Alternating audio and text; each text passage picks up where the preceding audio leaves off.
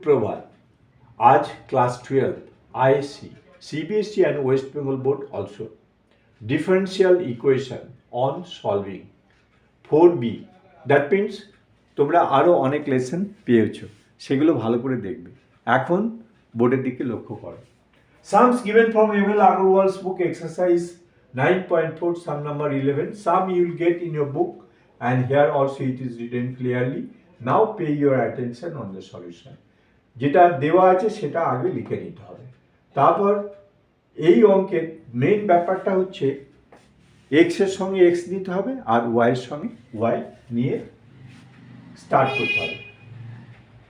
এই টার্মটাকে আমি left side থেকে রাইট সাইড নিলাম, cos x dx, আর এখানে 1 প্লাস সাইন এক্স আছে, সব এক্সগুলোকে একদিকে নিলাম। Sine Y D Y 1 plus cos Y, সব ওয়াইগুলোকে একদিকে নিলাম। তারপর integrating both side we have, integrate করলাম। এখানে 1 plus sine X equal to T ধরে নিলাম, যেটা ধরলাম সেটাকে ডিফারেন্সিয়েট করলাম। এগেন এখানে 1 প্লাস কস এক্সকে জেড ধরলাম, যেটা ধরলাম সেটাকে ডিফারেন্সিয়েট করলাম। এইবার রিপ্লেস করছি cos x dx that is dt and 1 plus sin x that is t. Similarly এখানে 1 plus cos y that is z R 1 plus cos y that is 1 plus cos y that is z this and sin x plus dy that is dz. দুটোই আমাদের ইন্টিগ্রেশনের ফর্মুলায় পড়ে গেল। এটা dx by x that is log t আর এটা log z। যেহেতু এটা log এর এক্সপ্রেশন এসছে সেই জন্য এটাকে কনস্ট্যান্টটাও log c নিয়ে নিলাম। এইবার ভ্যালুগুলো পুট করলাম, t এর জায়গায় 1 প্লাস sin x আর z এর জায়গায় 1 plus cos y log c। m plus n that is log m into n. By applying the logarithm formula we are getting this. This is the constant log c. Then taking anti-log, log and log will be cancelled, then it will be 1 plus sin x plus 1 plus cos y equal to c. Therefore the required solution is 1 plus cos x plus 1 plus sin y equal to c. This is the answer. Main যে জিনিসটা সেটা লক্ষ্য রাখার ব্যাপার সেটা হচ্ছে এক্সগুলোর সঙ্গে x নেব আর ওয়াইগুলো ওয়াই নেব। তারপর ইন্টিগ্রেশন করে আরেকটা জিনিস হচ্ছে এখানে লগারিদম এক্সপ্রেশন এসছে, লগের ফর্মুলা দিয়ে ওটাকে সিম্পলিফাই করতে হবে, তাহলেই আমরা আনসার পেয়ে যাব।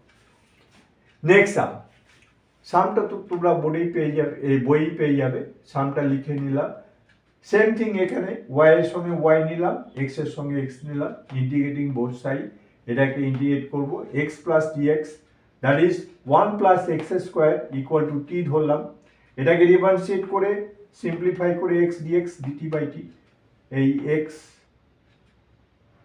that is in place of x dx আমরা লিখব dt by t and 1 plus x square that is t.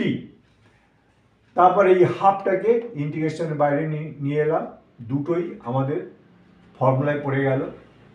এটাকে ইন্টিগ্রেট করে log mod y, এটাকে ইন্টিগ্রেট করে হাফ ইন্টিগ্রেশনের বাইরে that is log t, আর দুটোই লগের এক্সপ্রেশন সেই জন্য log c নিয়ে নিলাম।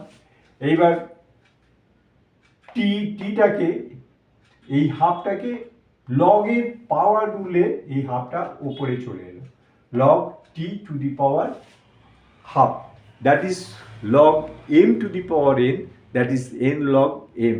By applying that formula we are getting this the constant. এইবার টি এর ভ্যালু কত?